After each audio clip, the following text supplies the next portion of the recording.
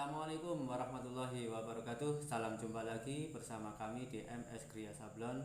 Pada kesempatan kali ini kami akan membagikan tutorial bagaimana cara mengupdate film atau desain yang akan kita aplikasikan atau kita sablonkan pada media.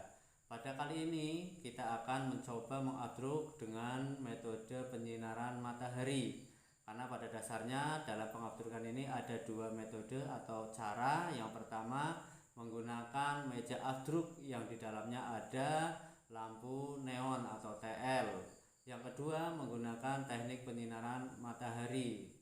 Lah, dua teknik ini tentunya para sabloner juga harus menguasai karena ada sisi kelebihan dan kekurangannya masing-masing. Kalau sinar matahari, kelebihannya adalah lebih cepat daripada penyinaran menggunakan lampu listrik. Kalau sinar matahari cukup hanya hitungan 10 detik, sedangkan untuk menggunakan meja update atau listrik itu minimal 3 menit. Kemudian sisi kekurangan sinar matahari itu adalah ketika cuaca mendung, tentunya ini kita akan merasa kerepotan, padahal orderan itu sudah menumpuk sehingga harus membutuhkan kerja yang cepat. Nah, kita harus secepatnya bisa mencari langkah alternatif, yaitu menggunakan meja update, di dalamnya ada lampu listrik. Sebelum kita memulai, jangan lupa klik like and subscribe agar supaya channel kami tetap eksis dan bisa berbagi manfaat bersama. Langkah yang pertama yang perlu kita persiapkan adalah desainnya. Kebetulan kesempatan kali ini desain kami itu sangat simpel dan mudah, dalam bentuk tulisan saja, bukan dalam bentuk gambar atau grafis, sehingga akan lebih memudahkan bisa menggunakan MS Word ya. Kebetulan kami menggunakan Photoshop, bisa dengan menggunakan Corel Draw. Mari kita saksikan desainnya, kita print terlebih dahulu. Setelah kita selesai melakukan penyiapan desain yang sudah kita print tadi, maka langkah selanjutnya adalah kita akan mengupdate desain yang sudah di print tadi untuk diupdatekan pada kain screen ini ya, kain monil namanya. Ini adalah screen. Nah, screen ini ukurannya adalah 30 x 40 dengan ukuran kerapatan kain monilnya ini adalah 77 atau sering disebut dengan T77 atau 77 benang. Itu. Kemudian untuk selanjutnya kita siapkan obat update-nya atau yang disebut dengan emulsi. Ini ada dua seperti yang nampak di depan, ada Bremol Tech dan Bremol RN.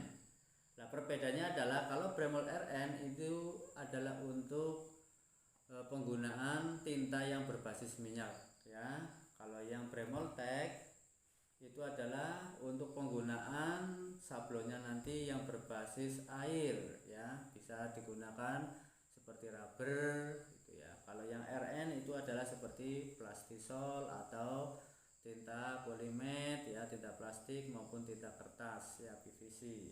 Apa sih isinya dalam kardus ini Bremol Tech itu? Ini yang disebut dengan sensitizer ya, obat campurnya nanti. Nah, ini ukuran 1 kilo. Nah, ini yang disebut dengan emulsi. Nah, ini nanti kita campur, perbandingannya adalah 10:1 ya. Kita tuangkan dalam wadah seperti ini. Oleh karena itu teman-teman yang akan mengupdate harus disiapkan dulu wadahnya. Kemudian bisa dengan sendok juga, terserah, yang penting bisa untuk mengambil emulsi itu dalam wadah. Atau bisa dengan menggunakan kuter ini ya. Ini karena kebetulan ini desainnya kecil, maka saya tidak menggunakan kuter. Akhirnya malah nanti gak efektif karena banyak yang tersisa di kuter ini ya. Jadi cukup saya gunakan wadah, kemudian saya ratakan menggunakan kartu bekas ini ya. Ini kebetulan untuk ATM ya, bisa nanti kita gunakan untuk meratakan pada screen sehingga bisa merata. Kemudian selanjutnya adalah mari kita saksikan proses pencampuran emulsi ini dengan sensitizer.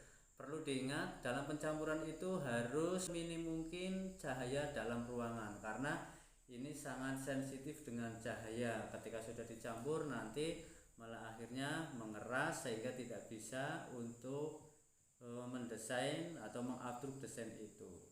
Ya, jadi seperti ini teman-teman, ruangan sudah berkurang untuk cahayanya, sudah sedikit redup. Kita mulai saja, kita ambil Bremoltech. Ini di dalamnya berwarna putih yang disebut dengan emulsi. Kita ambil 1 sendok saja.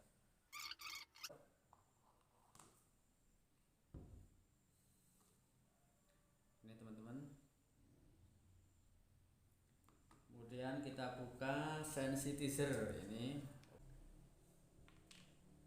berwarna oranye.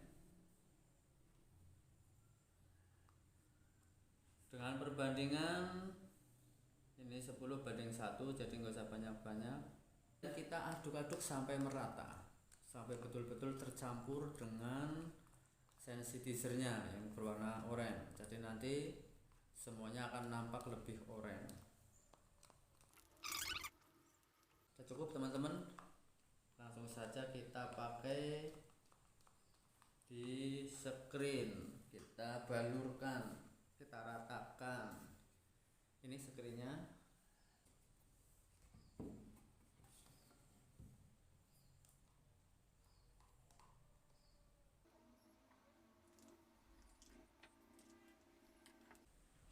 Setelah itu ambil kartu ATM bekas. Setelah kita taruh di atas screen, langsung kita ratakan saja seperti ini dengan menggunakan kartu ATM bekas.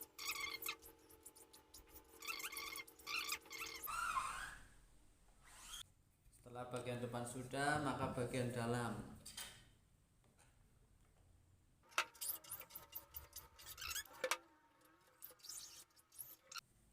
Ya, jadi seperti ini posisinya. Untuk emulsi sudah rata.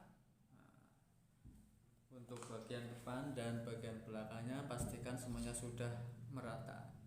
Kemudian sekarang kita keringkan dengan menggunakan hair dryer.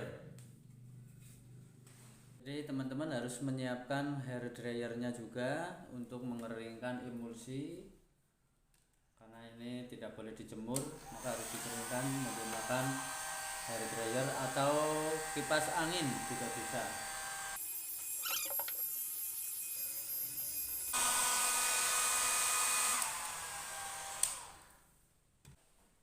Ya, saya rasa ini sudah kering semua teman-teman. Pastikan betul-betul tidak ada yang lengket di tangan. Ya, ini sudah pasti kering. Waktu sekitar 5 menit untuk pengeringan ini.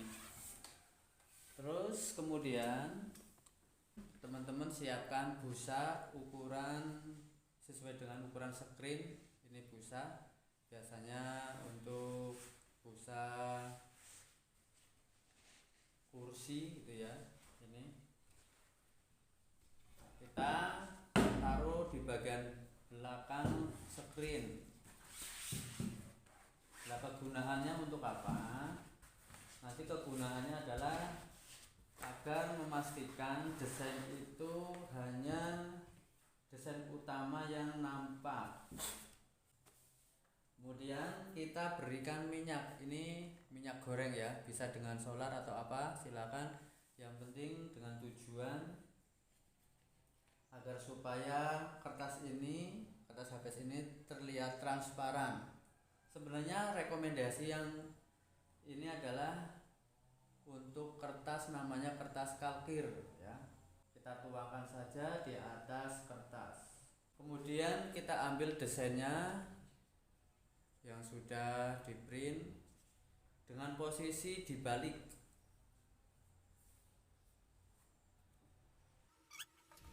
Kemudian kita ratakan menggunakan ya sejenis dengan kartu ATM ini, sisa KTP yang sudah nggak dipakai karena rusak. Kemudian kita ratakan.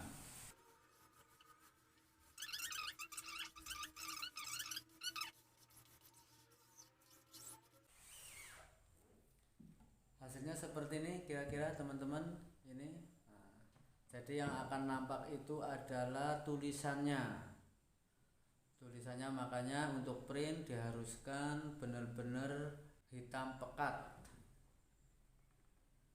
Ini sudah.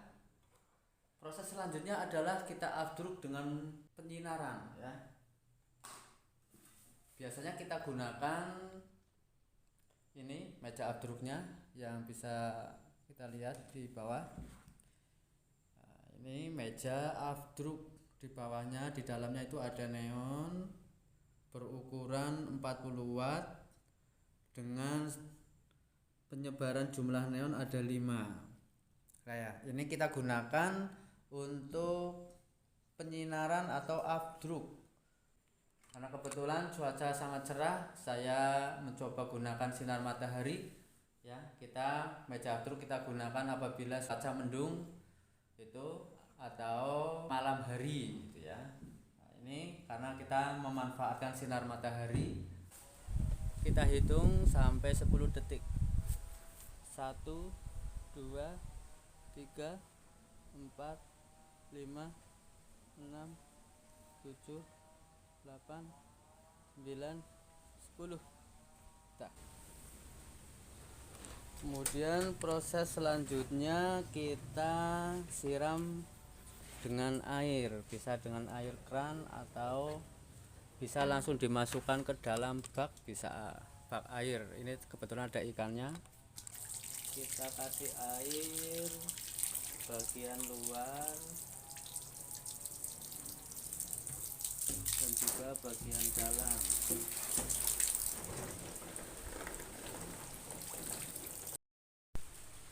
Kemudian teman-teman siapkan ini semprotan, orang bilang ini semprotan burung. Untuk apa? Untuk menyemprot desain yang sudah kita basahi dengan air.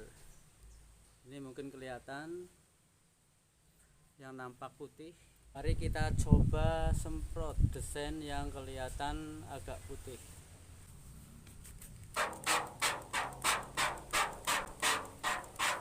Harus hati-hati karena ini jangan sampai yang seharusnya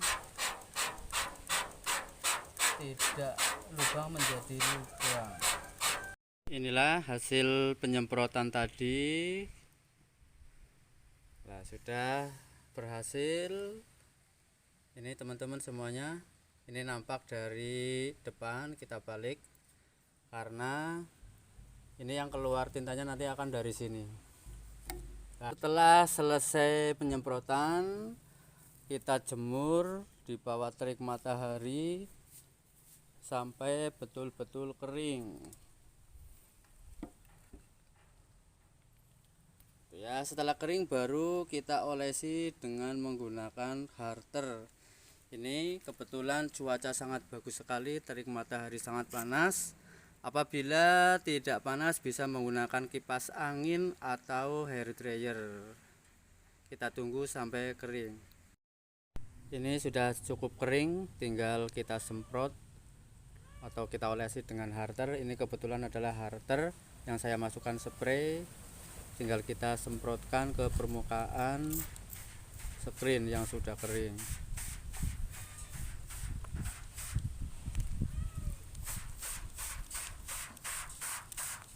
Kemudian kita ratakan menggunakan tisu.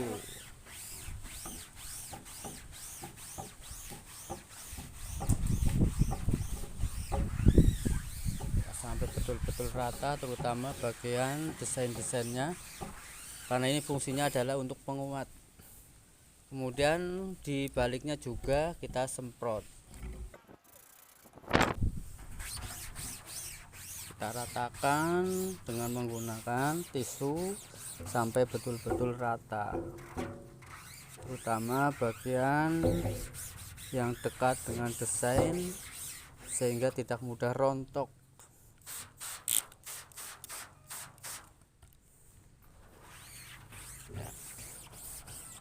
Ya, saya rasa cukup. Nah, kemudian kita jemur kembali.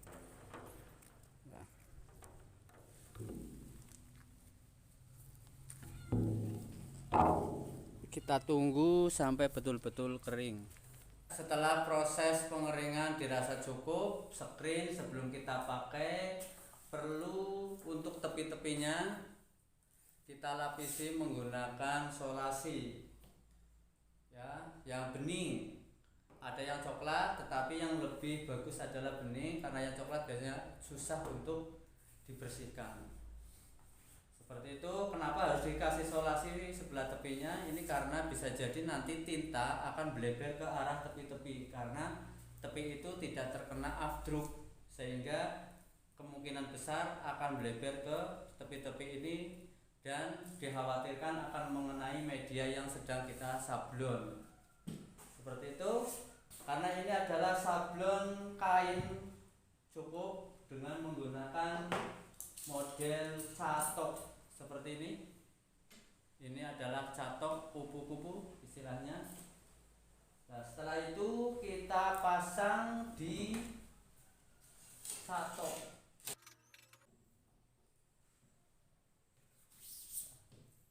seperti ini. Kemudian selanjutnya proses pengukuran pada media yang akan kita sablon, sehingga ketepatan antara tas yang satu dengan tas yang lain ini akan tetap sama posisinya. Kemudian setelah dirasa sudah pas, maka perlu kita garis.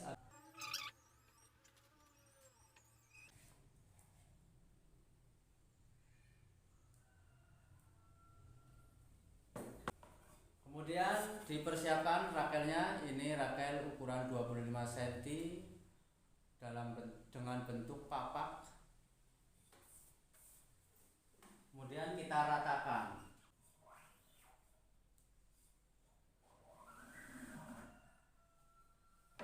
Kita lihat hasilnya.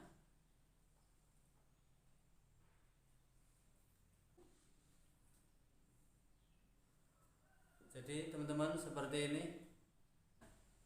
Bagi teman-teman yang memang berminat untuk membuka usaha sablon, bisa mengikuti langkah-langkah pada tutorial dalam video ini dari awal sampai akhir. Jangan di skip-skip karena ini saling berkesinambungan, sehingga teman-teman semuanya bisa memahami prosesnya sablon manual dari awal sampai akhir. Demikian, semoga bermanfaat. Jangan lupa klik like and subscribe sehingga channel ini tetap bisa eksis dan saling berbagi kemanfaatan dengan sesama. Terima kasih. Bila itu taufiq wal hidayah, waridho wal inayah. Assalamualaikum warahmatullahi wabarakatuh.